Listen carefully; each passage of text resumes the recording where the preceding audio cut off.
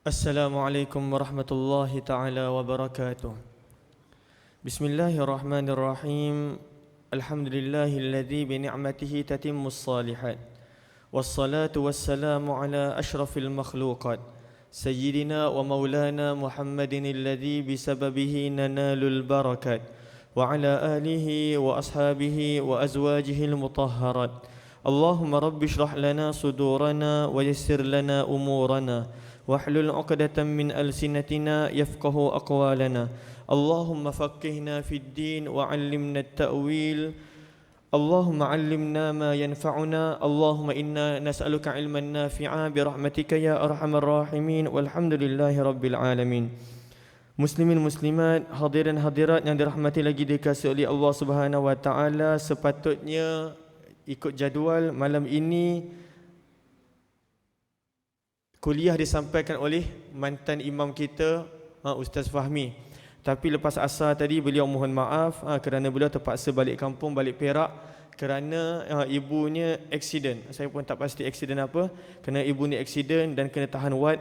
Kita di sini hanya boleh memanjatkan doa agar Allah Subhanahu wa taala jadikan ibunya tidak ada apa-apa, sihat sentiasa, dijauhkan daripada segala yang tak baik, diberikan ketabahan dan kesabaran pada Ustaz Fahmi serta keluarga, dan kita doakan yang terbaik yang terbaik buat ibunya, dan insya-Allah selepas isyak nanti kita buat solat hajat insya-Allah.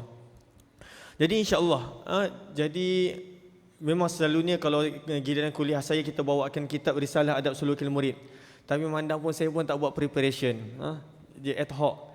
Jadi bila ad hoc ni pun maka insya-Allah kita baca sedikit berkenaan dengan tafsir, berkenaan dengan ayat-ayat haji. Moga-moga insya-Allah ada manfaatnya, ada kebaikannya, ada cahaya daripada setiap ayat Al-Quran ini, dan insya-Allah kita sama-sama ambil manfaat daripada apa yang Allah telah firmankan di dalam Al-Qurannya. Jadi untuk itu kita sama-sama, kalau tuan-tuan yang perempuan yang minat, sebab dia saya akan pergi ikut word by word, perkataan. Jadi kalau ada tuan-tuan dan puan-puan yang minat boleh ambil Quran yang ada terjemah tu, kita sama-sama boleh lebih memahami Suratul Baqarah ayat 196.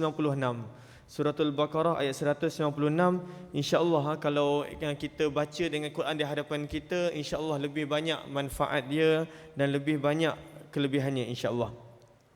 Jadi untuk itu kita sama-sama baca ayat ni terlebih dahulu. Ayat Suratul Baqarah ayat 196 muka surat 30. Moga-moga insya-Allah kita akan dapat memahami mana yang sempat dalam masa antara maghrib dan isyak ini, mana yang kita dapat fahami daripada ayat ini, dan itulah yang kita akan huraikan bersama insya-Allah.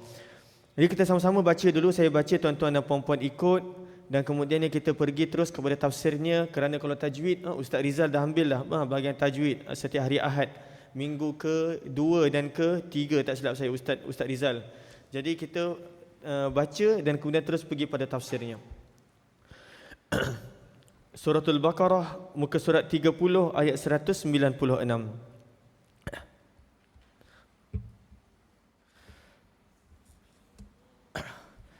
أعوذ بالله من الشيطان الرجيم.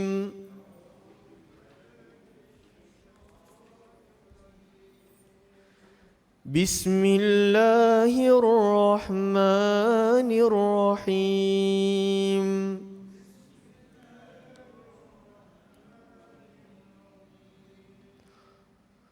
وأتموا الحج والعمرة لله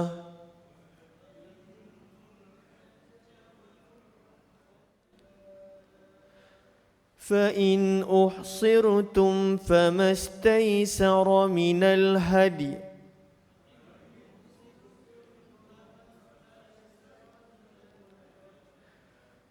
ولا تحلقوا رؤوسكم حتى يبلغ الهدي محله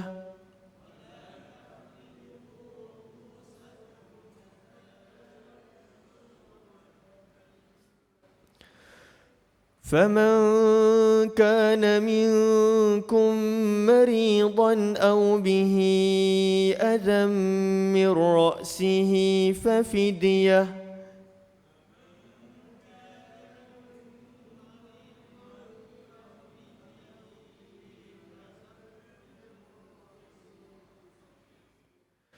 ففدية من صيام أو صدقة أو نسك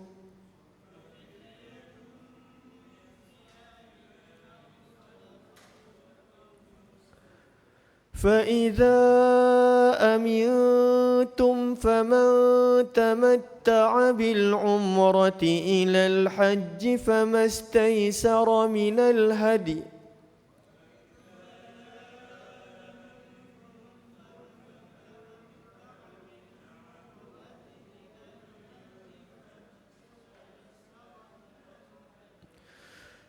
فمن لم يجد فصيام 3 أيام في الحج و7 إذا رجعتم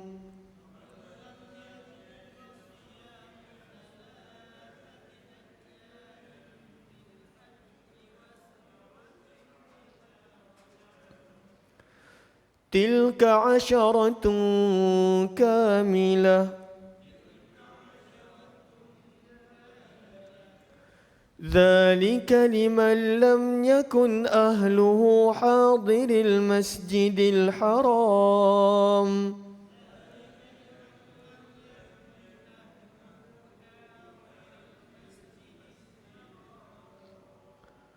واتقوا الله واعلموا أن الله شديد العقاب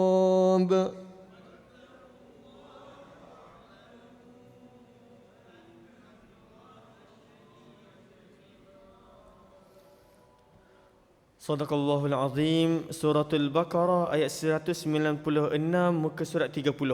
Okey. Kita pergi pada terjemah bahagian pertama. Firman Allah, wa atimmu, dan sempurnakanlah al-hajja, ibadah haji, wal umrata, dan ibadah umrah, lillahi, kerana Allah. Itu terjemahan dia. Apakah maksud dia? Wa atimmul hajja wal umrata lillah, itu terjemahan dia. Maksud dia apa? Dalam tafsir Sa'di ada lebih kurang 7 maksud. Tetapi kita tak pergi semua. Kita pergi ambil beberapa maksud.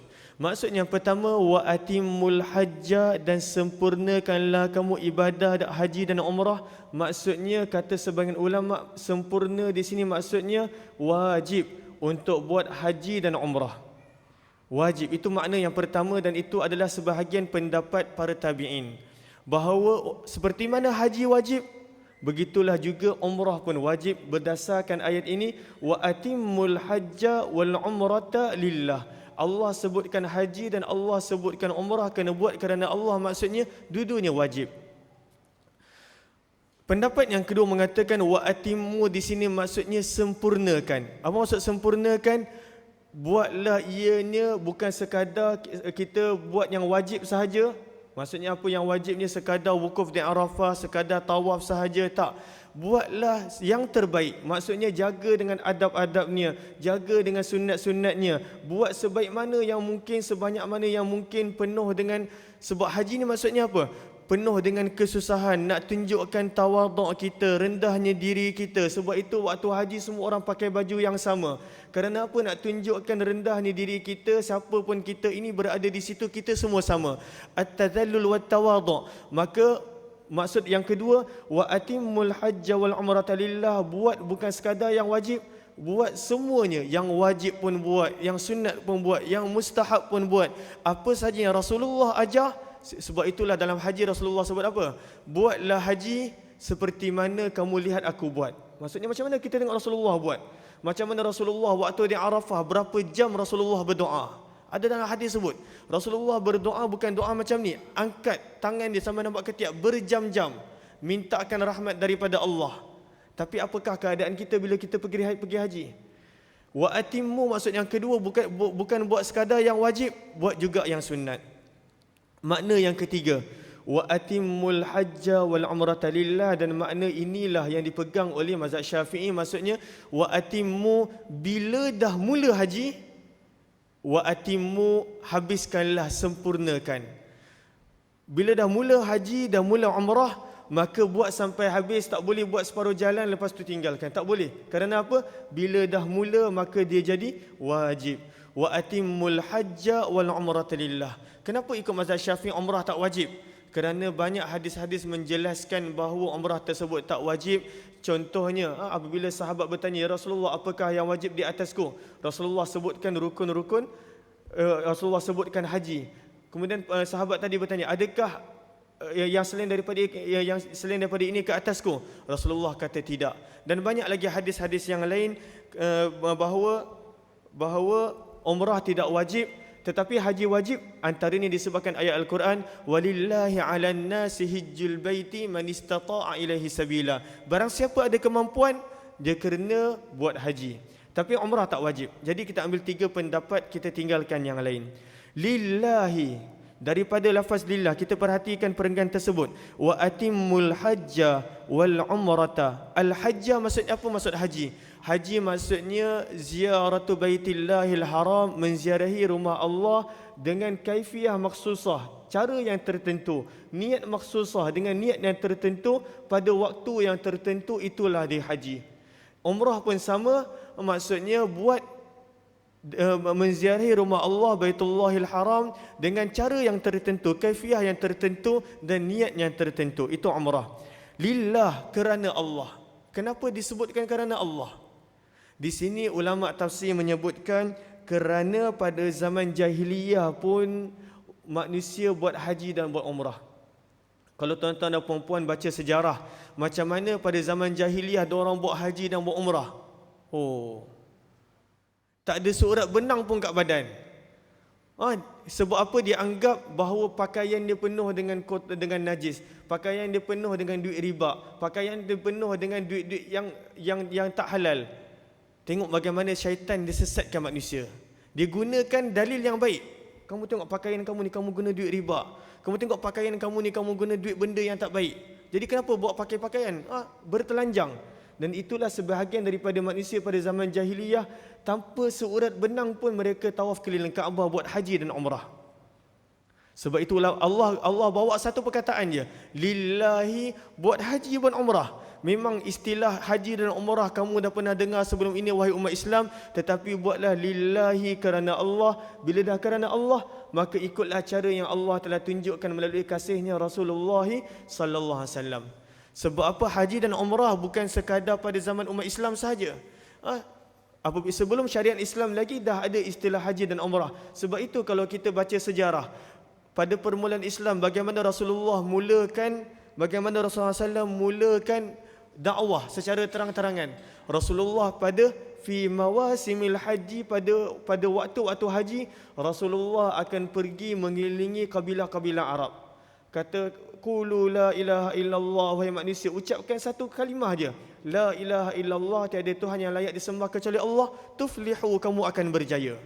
Jadi menunjukkan sebelum kedatangan Islam, bangsa Arab dah turun pun, dah datang pun ke Mekah untuk buat haji, tetapi bukan untuk keridhaan Allah. Sebab itu cara mereka berbeza. Lillahi juga menunjukkan bahawa kita kena jaga niat kita, sebab hari ini, waktu ini, masa ini, banyak sekali orang pergi menunaikan umrah dan haji bukan kerana Allah 100%. Banyak orang pergi buat umrah dan haji tetapi dengan niat untuk berjual beli. Ramai orang buat haji dan umrah tetapi dengan niat untuk tour, untuk lebih kepada tengok pemandangan. Ramai orang buat haji dan umrah tetapi contohnya untuk cari business opportunity, cari peluang untuk berniaga. Ramai orang buat haji dan umrah. Sebab itulah Umar bin Khattab selalu sebut, al-wafdu kathir, rombongan yang datang ke Mekah untuk haji dan umrah banyak. Wal hajju qalil, tetapi orang yang benar-benar buat haji sebenarnya sangat sedikit. Sangat sedikit. Sebab apa? Lillahi itu tak sempurna 100% kerana Allah. Mana-mana musim haji pun dah hampir dekat. Mana-mana tuan-tuan dan puan-puan yang memang ada peluang untuk pergi buat umrah ataupun haji, maka buatlah 100% kerana Allah. Bila kita buat 100% kerana Allah, maka mutawif itu takkan kena marah dengan kita. Sebab apa? Maksud umrah dan haji ini pun maksudnya at-tadallul wat-tawadhu' wal-inkisar. Kita nak rendahkan diri kita depan Allah, kita nak hinakan diri kita depan Allah. Sebab itu semua orang sama je. Jadi memang ada susah. Dan itulah maksud daripada haji dan susah. Bila kita dapat susah, barulah kita lebih ingat kepada Allah Subhanahu Wa Taala. Sebab itulah canggih macam mana pun teknologi menjadi, tetap orang pergi haji dia akan rasa susah.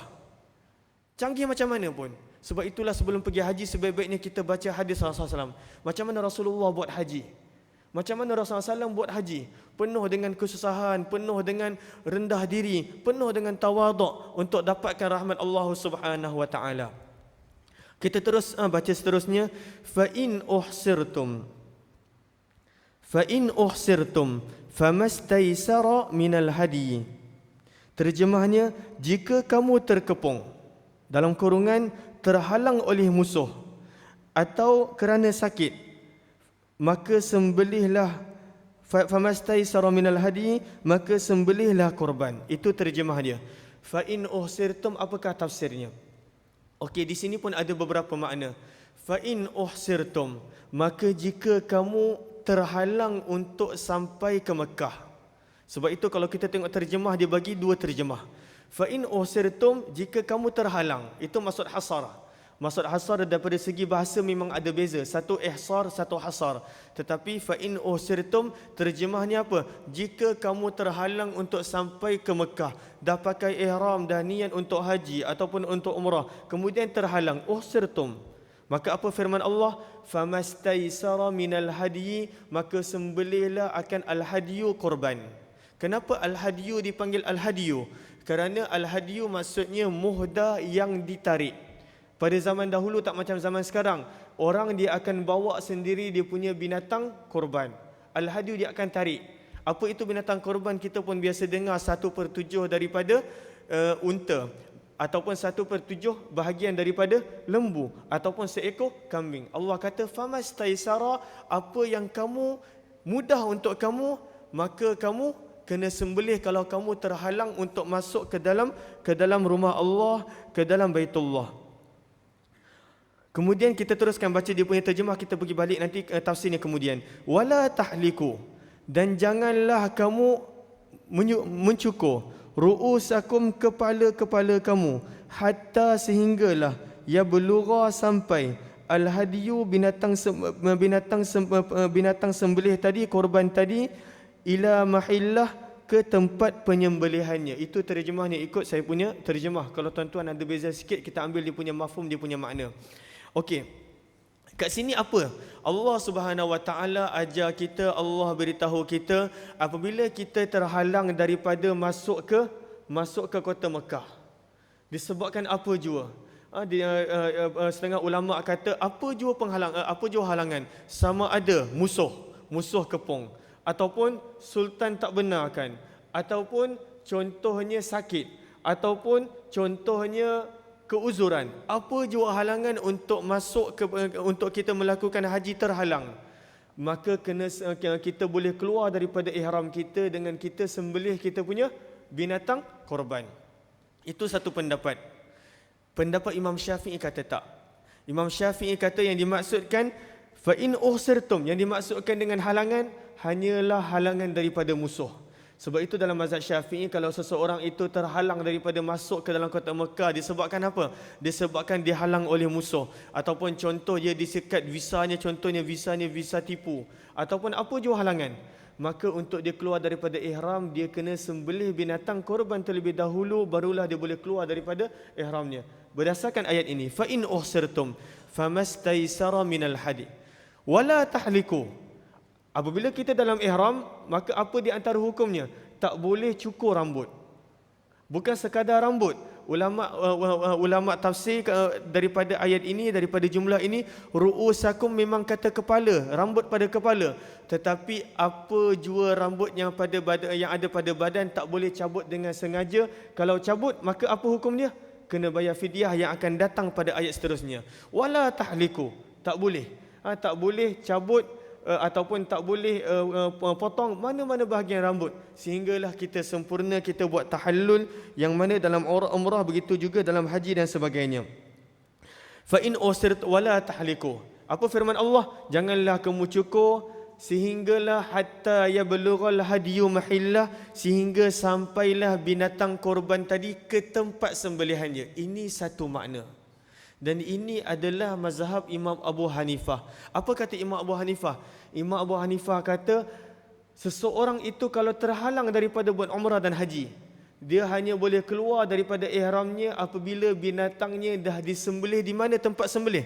Tempat sembelih adalah di dalam haram Mekah. Maka di situ sahaja apabila binatangnya sembelih, dia boleh keluar daripada umrah dan haji. Berdasarkan ayat yang sama. Tetapi bayangkan setiap perkataan. Sebab itulah kita biasa dengar ulama' beritahu apa? Dalil-dalil agama ini seperti benda yang mentah. Dapat ke orang berlainan, contoh ayam yang sama, daging yang sama, bawang yang sama, semua benda yang sama. Dapat ke orang ni dia masak lemak, dia masak rendang contoh. Dapat ke orang lain dia masak lemak. Dapat kat macam saya tak pandai masak, mungkin saya masak nasi, lepas tu benda tu goreng je. Jadi setiap orang dia berbeza ilmu, dia berbeza fahaman agamanya. Sampai ke orang ini dia akan keluarkan, tetapi kena ingat, apabila kita keluarkan sesuatu hukum mestilah berdasarkan nas-nas yang lain. Tak boleh ada pertentangan dengan nas-nas yang lain. Jadi Imam Abu Hanifah kata apa? Mahillah di sini maksudnya tempat sembelih. Bila maksudnya tempat sembelih, seseorang itu yang terhalang daripada untuk buat umrah dan haji, dia hanya boleh keluar daripada ihramnya apabila binatangnya sudah disembelihkan di tanah haram. Imam Syafi'i kata tak. Mahillah maksudnya bukannya tempat sembelih, tetapi masa sembelih. Satu perkataan boleh ada dua makna, dan itu semua berdasarkan bahasa Arab. Perkataan yang sama boleh jadi isim makan. Kalau tuan-tuan dan puan-puan belajar bahasa Arab, isim makan, tempat sembelih. Perkataan yang sama boleh jadi isim zaman, maksudnya masa sembelih. Mazhab Imam Syafi'i kata apa? Wala tahliku, dan janganlah kamu cukur rambut kamu, maksudnya jangan kamu keluar daripada ihram. Wala tahliku ru'usakum, kepala kamu ataupun rambut-rambut yang ada pada badan kamu, maksudnya jangan kamu keluar daripada ihram hatta sehinggalah yablughal hadiyu, sampailah binatang sembelih kamu ila mahillah, ke masa untuk dia disembelihkan. Maksudnya di mana? Di mana jua orang tersebut dihalang, itu masa untuk disembelihkan korban dia, untuk dia keluar daripada ihram. Dan ini kita kena berhati-hati. Kadang-kadang kita terhalang untuk buat umrah, tak boleh keluar ihram macam tu sahaja. Kena korbankan binatang kita berdasarkan ayat ini. Kerana apa? Kita sudah terhalang untuk kita sampai ke rumah Allah. Maka sebab itulah kita kena keluar daripada ihram kita dengan kita sembelihkan binatang korban. Wala tahliku, jangan kamu sembelih, jangan kamu cukur rambut kamu hatta yablughal hadiyu mahillah, dengan kamu sembelih binatang kamu di mana jua kamu terhalang. Kalau contohnya ada bawa binatang bersama, kena halang betul-betul kat luar sempadan haram, sembelih kat situ, tak perlu hantar binatang sampai ke dalam tanah haram. Faman kana minkum maridan. Jadi Allah Subhanahu wa taala bawa satu hukum yang umum, kemudian Allah mudahkan lagi nak tunjukkan bahawa agama Islam ini begitu mudah.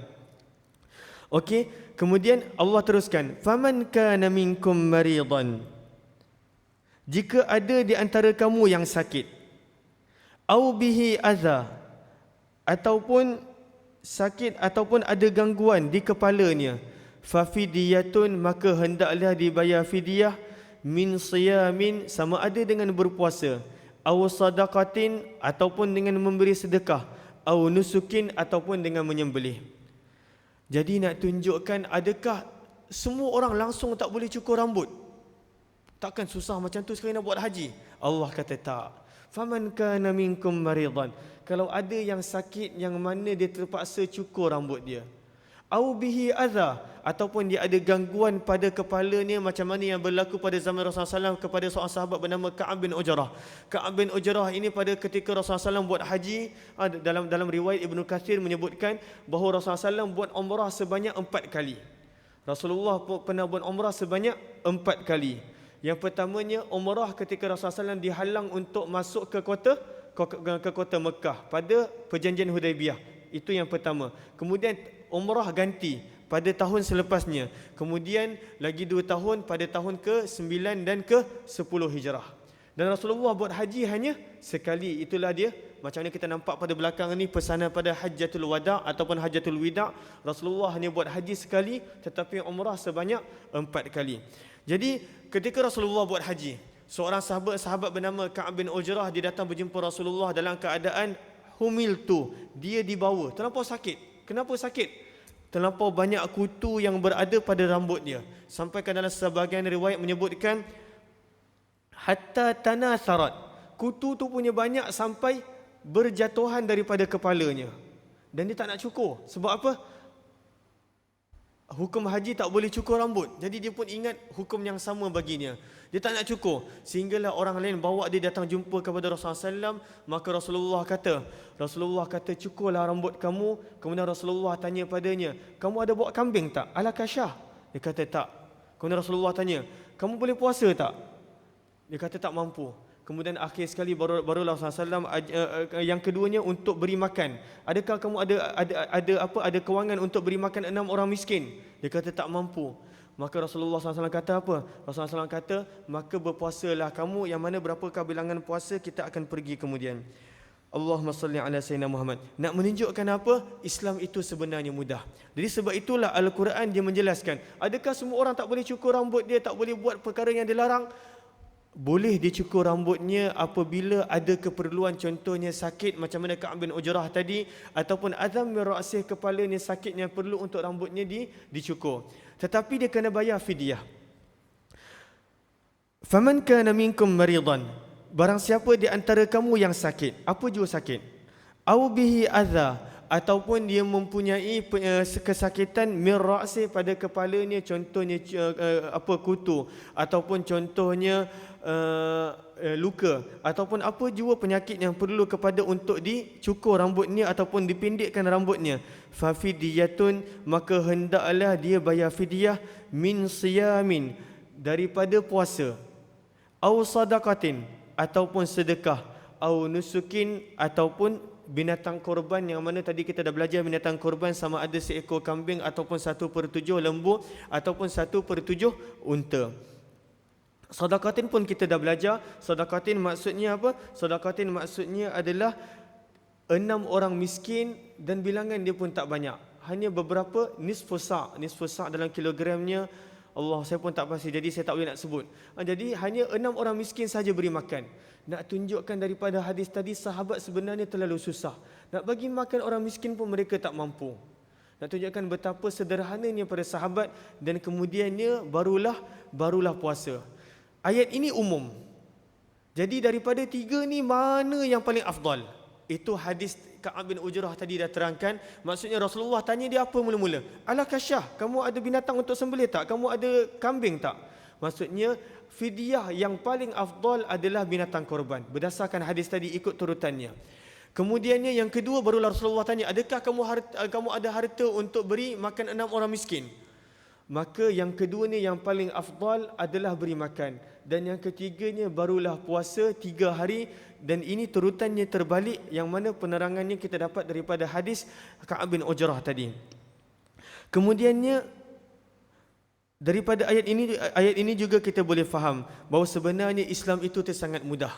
Jadi jangan kita anggap Islam itu sebenarnya susah. Islam itu sebenarnya sangat indah. Dia nakkan kita beri terbaik untuk Allah Subhanahu Wa Taala. Tetapi kalau ada yang manusia tak mampu, maka Allah tak akan paksa. Dan itu yang kita dah dengar berkali-kali, bahawa Allah tak akan paksa, Allah tak akan letakkan pada hamba-Nya apa yang mereka tak mampu. Jadi bila kita tak mampu, contoh ada penyakit, boleh keluar dengan syarat kita buat fidyah, dan fidyah semua benda kita mampu. Tak mampu sembelih, beri makan fakir miskin 6 orang. Tak mampu beri makan fakir miskin, puasa, dan semua orang boleh puasa. Kemudiannya fa iza amintum, berbalik kepada ayat yang mula-mula tadi, saya lupa nak beritahu, wa atimmul hajja wal umrata lillah. Makna dia yang keempat, ayat yang mula-mula tadi, makna dia yang keempat di sini adalah dalil untuk buat tamattu' dan qiran. Haji tamattu' dan haji qiran. Yang mana tuan-tuan pun tahu haji tamattu' maksudnya apa? Haji tamattu' maksudnya buat umrah. Buat umrah pada Ashhuril Hajj, pada bulan-bulan haji. pada bulan haji buat umrah, dan kemudiannya dengan safar yang sama, dengan perjalanan yang sama dia buat haji. Itu tamattu'. Selepas dia buat umrah, dia keluar tahallul daripada umrahnya, dan kemudiannya dia buat ihram untuk haji, tetapi safar yang sama. Ifrad pula apa ifrad? Ifrad maksudnya dengan perjalanan yang sama tadi, dia hanya buat haji, dia tak buat niat umrah. Dan kiran pula maksudnya dia sekalikan dengan ihram yang sama, haji dan umrah. Bila dia dah selesai kedua-duanya, baru dia keluar daripada haji dan umrah. Jadi apabila Allah SWT sebut fa iza amintum, maka jika kamu tak kena kepung dengan musuh, berbalik kepada ayat yang tadi, faman tamatta'a, maka barang siapa yang buat tamattu' bil umrati ilal haji, dengan dia gabungkan haji dan umrah. Fa iza amintum faman tamatta'a bil umrati ilal haji famastaysara minal hadi, maka dia kena sembelihkan binatang korban. Kenapa? Kenapa apabila dia buat tamattu' dia kena sembelih binatang korban? Kerana tuan-tuan dan puan-puan yang dirahmati lagi dikasihi oleh Allah Subhanahu Wa Taala, sepatutnya hamba ini dalam untuk dia hampir pada Allah, dia buat yang paling susah untuk dirinya. Jadi ulama tafsir beritahu apa? Apabila Allah dah benarkan untuk dalam satu safar, maksudnya dalam satu safar dia boleh buat umrah dan haji, Allah mudahkan. Umrah pun dia boleh buat dalam perjalanan yang sama, haji pun dia boleh buat dalam perjalanan yang sama. Maksudnya Allah memudahkan untuk kita. Sepatutnya kita buat perjalanan yang asing. Untuk cari redha Allah ni buat perjalanan yang asing. Umrah perjalanan yang asing, haji perjalanan yang asing. Tetapi apabila Allah dah mudahkan, faman tamatta', barang siapa yang buat tamattu', maka sebagai untuk rasa mensyukuri nikmat Allah, maka famastaysara minal hadi, apa yang dia mampu maka dia kena sembelihkan binatang korban.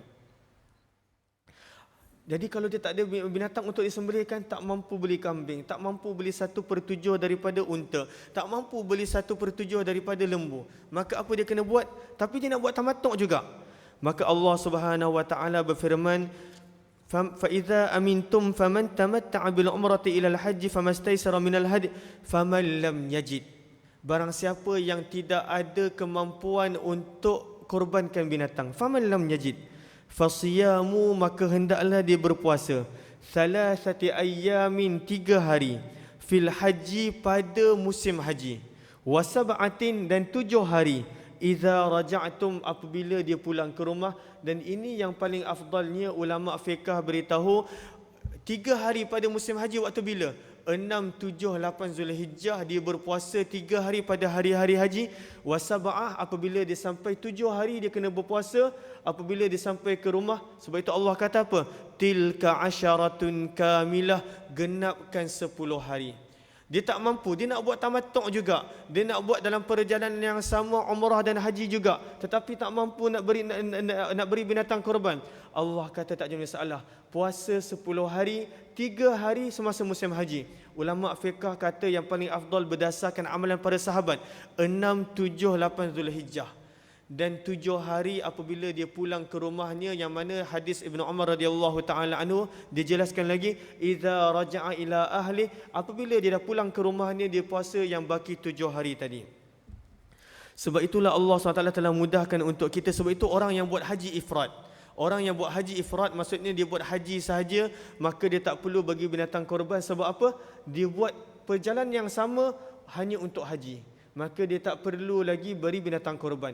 Tetapi orang yang mana satu perjalanan, dia nak buat dua-dua sekali, tamattu' pun nak, dia nak buat haji pun nak, umrah pun nak, maka dalam untuk mensyukuri nikmat Allah, kerana Allah dah mudahkan untuknya satu perjalanan buat 2 amalan yang besar, maka sebab itulah Allah Subhanahu Wa Taala untuk kita zahirkan kesyukuran kita, kita kena sembelih binatang korban. Ataupun kalau kita benar-benar tidak mampu, maka dengan kita berpuasa 10 hari.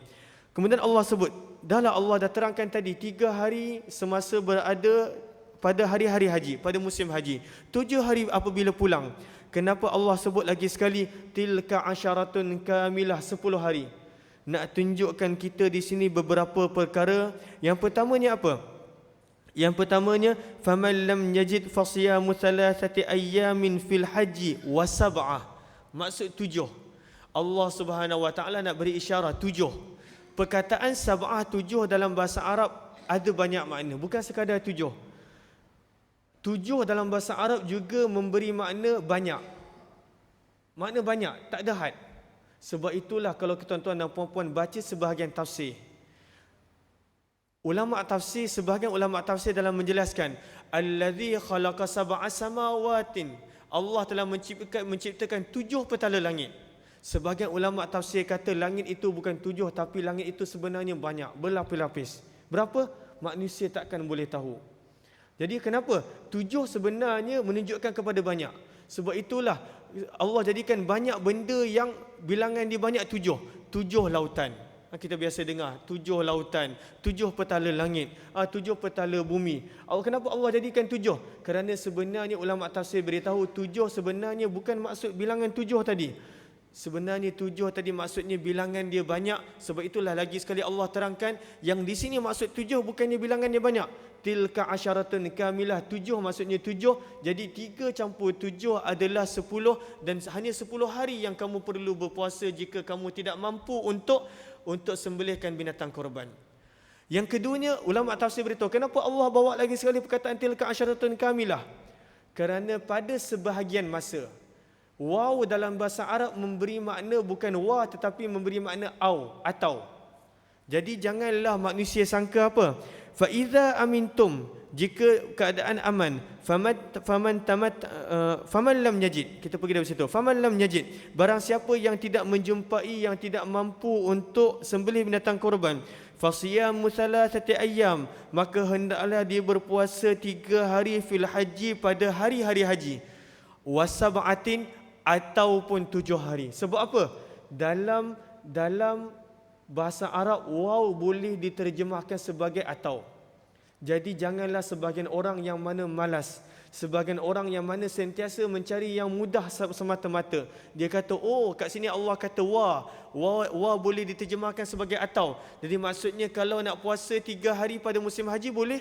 Kalau tak nak, tak payah puasa 3 hari, puasa 7 hari semata. Allah kata tak, tilka asyaratun kamilah, 3 hari pada musim haji pun kena puasa, 7 hari apabila dah pulang pun kena puasa. Allah tutup jalan untuk orang yang ikut nafsu dia terjemahkan Al-Quran ikut kehendak semata-mata. Jadi wa di sini bukan maksudnya wa di sini maksudnya dan itulah yang kita kena buat kalau kita tak mampu untuk kita sembelih binatang korban. Maksudnya 10 hari kita kena berpuasa. Kemudiannya Allah jelaskan lagi, puasa dan untuk korban ini untuk siapa sebenarnya? Adakah untuk semua orang? Zalika, perkara tersebut. Di sini pun sebenarnya ada 2 pendapat ulama. Zalika yang pertama, Imam Abu Hanifah kata zalika ini kembali kepada tamattu'. Kembali kepada lafaz faman tamatta'a. Zalika isim isyarah. Maksudnya perkara tersebut. Perkara apa? Di sini berbeza pendapat. Imam Abu Hanifah kata, mazhab Hanafi kata zalika ini berbalik kepada faman tamatta'a. Maksudnya apa? Tamattu' hanya haji tamattu' tak boleh dibuat untuk orang yang tinggal berhampiran dengan Kaabah, tak boleh. Haji tamattu' hanya boleh dibuat untuk orang yang luar daripada Masjidil Haram. Itu makna yang pertama. Zalika mengikut pendapat Imam Syafi'i apa dia? Zalika bukannya kembali kepada tamattu'. Zalika ini dia kembali kepada sembelih binatang korban, ataupun dia kembali kepada puasa 10 hari tadi. Maksudnya kalau penduduk Mekah nak buat haji tamattu' boleh, mereka tak perlu buat apa-apa bayaran untuk korban ataupun puasa. Kenapa? Sebab rumah mereka dekat. Jadi perjalanan ke Baitullah ini bukannya satu benda yang membebankan buat mereka. Tetapi untuk orang luar kota Mekah, kalau mereka nak buat tamattu', maka mereka kena korbankan binatang kalau tak mampu 10 hari. Kenapa? Sebabnya perjalanan untuk sampai ke Baitullah itu sebenarnya satu nikmat daripada Allah. Jadi sepatutnya satu perjalanan mestilah satu umrah ataupun haji saja. Tetapi dia dah cantumkan dalam satu perjalanan, maka sebab itulah dia kena beri binatang korban. Dan kalau tak mampu 10 hari, Sebab itu Allah kata apa? Zalika, perkara tadi, liman lam yakun ahluhu hadiril masjidil haram, bukanlah untuk penduduk yang berhampiran dengan Masjidil Haram. Jadi pendapat zalika tadi kita dapat tahu, zalika kalau ikut pendapat Imam Abu Hanifah kata langsung orang yang duduk sekitar kota Mekah tak boleh buat haji tamattu', hanya ifrad sahaja. Tapi mazhab Syafi'i kata mereka boleh buat, tetapi tak kena bayar, tak kena sembelih binatang korban, ataupun tak kena puasa 10 hari, sebab bagi mereka safar itu bukanlah satu benda yang berat. Jadi bila bukan benda yang berat, mereka tak perlulah zahirkan dengan mensyukuri nikmat Allah. Tetapi untuk penduduk yang jauh daripada kota Mekah, safar ke Baitullah itu satu benda yang sangat nikmat, sangat berat, bukan boleh safar selalu.